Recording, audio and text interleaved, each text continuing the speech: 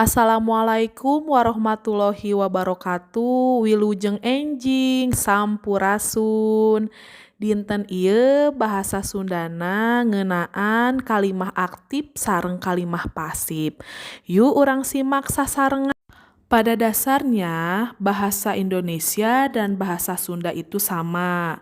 Dalam kalimat, biasanya di dalam bahasa Indonesia ada yang namanya subjek, predikat, dan keterangan. Sedangkan dalam bahasa Sunda, subjek dinamakan jejer, predikat dinamakan caritaan, dan keterangan dinamakan katerangan. Ayeuna urang bahas hiji-hiji ti kalimah aktifnya. Kalimah aktif nyaeta kalimah anu jejerna atau subjekna ngalakukeun pagawean. Contona, Gibran jeung Ruas ulin gatrik di buruan.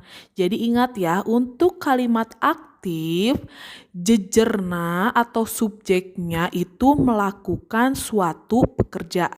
Anu salajengna kalimah pasif. Kalimah pasif nyaeta kalimah anu jejerna atau subjekna henteu migawe pagawean atau subjek tidak bekerja. Contohnya, gatrik diulinkeun Gibran jeung Ruas. Pek titenan ku hidep di handap ieu aya contoh-contoh anu kaasup kalimah aktif jeung kalimah pasif.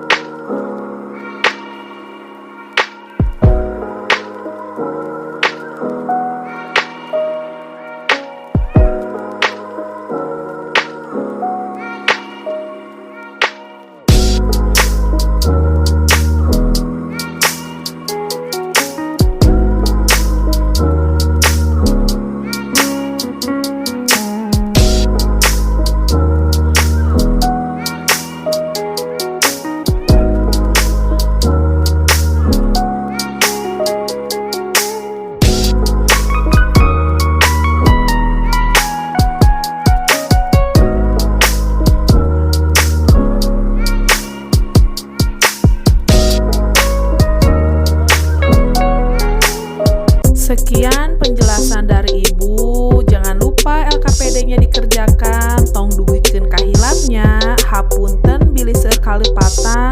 Wabillahi taufiq wal hidayah.